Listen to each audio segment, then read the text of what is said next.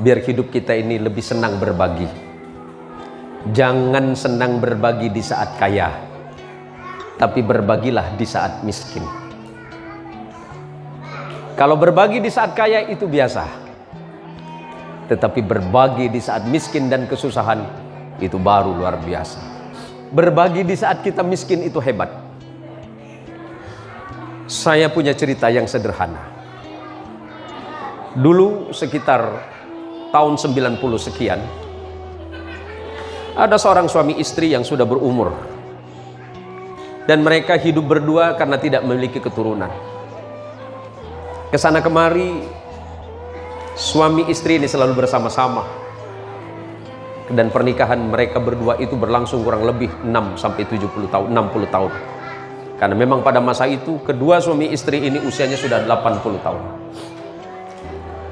Pada suatu pagi ketika mengikuti pengajian subuh di masjid, dia mendengarkan seorang ustadz berkata seperti ini, mengutip hadis Rasulullah Muhammad sallallahu alaihi wasallam, "Ma naqasat shadaqatum min malin bal yazdad."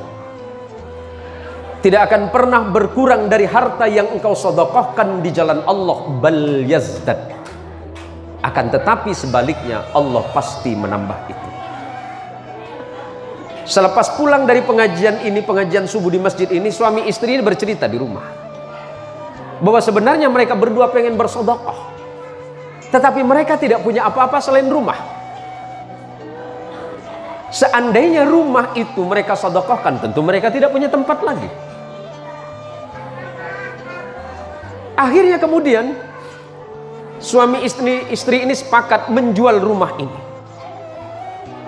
Menjual rumah ini dengan harga sekian, hanya dengan tujuan untuk menyumbang pembangunan masjid di mana tadi pagi beliau berdua ini mengikuti kajian subuh. Kemudian orang-orang berkata di sekitarnya, tuh lihat, suami istri menjual rumahnya dan mereka sekarang ngontrak hanya untuk menyumbang masjid. Apakah mereka berpikir Allah akan membalas mereka dengan kebaikan? Timbul gunjingan di masyarakat.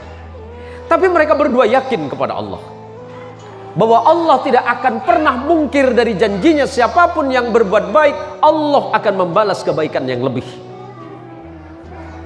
Allah pasti akan membalas. Dari sisa uang yang mereka sumbangkan ke masjid, separuh dari harga rumah, kemudian mereka berdua berangkat umrah. Mereka berdua berangkat umrah hanya sekedar untuk menghabiskan sisa hidup mereka beribadah kepada Allah di Baitul Haram.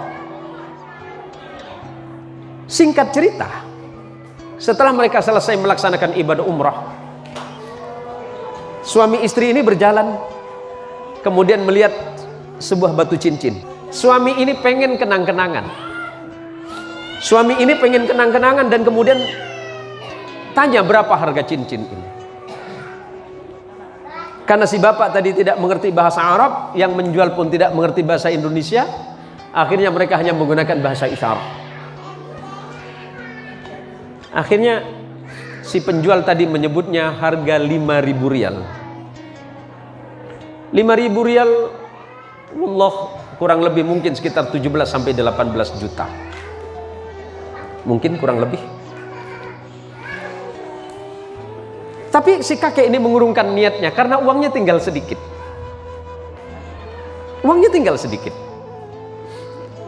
Akhirnya kemudian kakek ini bertanya lagi dengan harga yang lebih murah. Adakah yang lebih murah dari ini? Akhirnya si penjual batu tadi mengatakan ini ada yang lebih murah.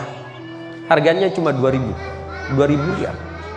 Dan dari sekian batu yang ditanya ternyata tidak ada satupun harganya yang sesuai dengan kemampuan. Karena uang yang ada di sakunya hanya sekitar 1.000 rial.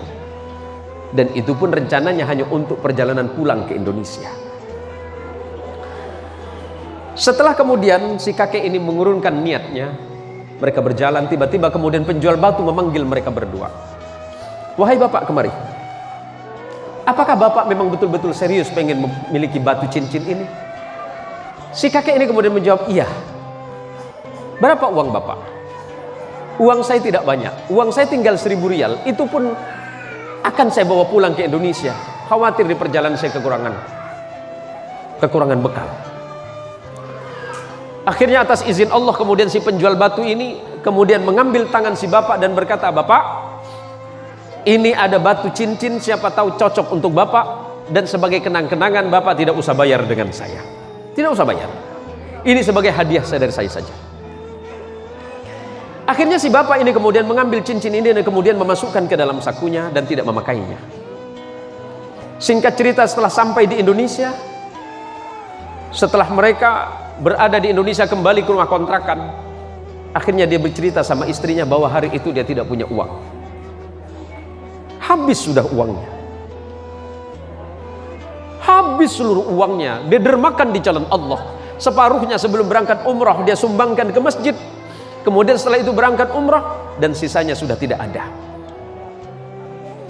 Tentu sebagai seorang perempuan di mana-mana pasti selalu merasa cemas, khawatir, bahkan takut tentang rezeki. Jadi kalau ibu-ibu merasa khawatir, cemas dan takut tentang rezeki, itu bukan cuma ibu, hampir seluruh perempuan di dunia selalu cemas, khawatir, was-was, bahkan takut akan kekurangan. Akhirnya si kakek ini berkata kepada istrinya bahwa dia akan ke pasar. "Saya akan ke pasar, siapa tahu batu yang kemarin kita dikasih hadiah di Mekah, yang dikasih hadiah waktu di Saudi, siapa tahu bisa laku. Karena itu tinggal satu-satunya." Setelah sampai di toko emas, kemudian si kakek ini memang dari pertama menerima batu ini tidak pernah melihat batu ini. Setelah diperiksa oleh toko emas, petugas di toko emas, kemudian petugas ini atau yang di toko emas ini bertanya kepada bapak ini, "Apakah bapak yakin bapak mau menjual ini?" "Iya, saya yakin." "Yakin bapak mau jual?" "Iya." "Apakah bapak yakin bapak akan menjual ini?" "Iya." "Silakan masuk ke dalam." Si kakek ini bingung, "Ada apa, Pak?" "Ya udah, masuk ke dalam, kita bicarakan di dalam." Atas izin Allah, si kakek ini juga tidak tahu apa sebenarnya batu yang dimaksud tadi. Batu yang diberikan oleh penjual batu yang di tanah Arab tadi. Setelah terjadi perbincangan, ternyata batu ini adalah batu berlian. Batu berlian yang dia sendiri tidak tahu sebenarnya. Akhirnya si penjual ini bertanya, "Pak, bapak mau jual berapa batu ini?" Si kakek tadi malah balik bertanya, "Saya tidak tahu. Karena saya ini dapat hadiah." "Iya, bapak mau jual berapa? Berapapun bapak sebutkan, saya akan bayar." Akhirnya terjadi kesepakatan pada hari itu. Kemudian batu yang dibawa oleh bapak ini dihargai dengan harga 5 miliar rupiah. Subhanallah walhamdulillah wa la ilaha illallah wallahu akbar. Siapapun yang bersungguh-sungguh berinfak di jalan Allah, menghabiskan hartanya di jalan Allah, Allah tidak akan pernah melalaikannya. Rumah tadi yang terjual untuk disumbangkan di jalan Allah untuk pembangunan masjid diganti dengan lebih baik. Biaya perjalanan haji, biaya perjalanan umrohnya pun lunas semuanya karena uang yang tadi.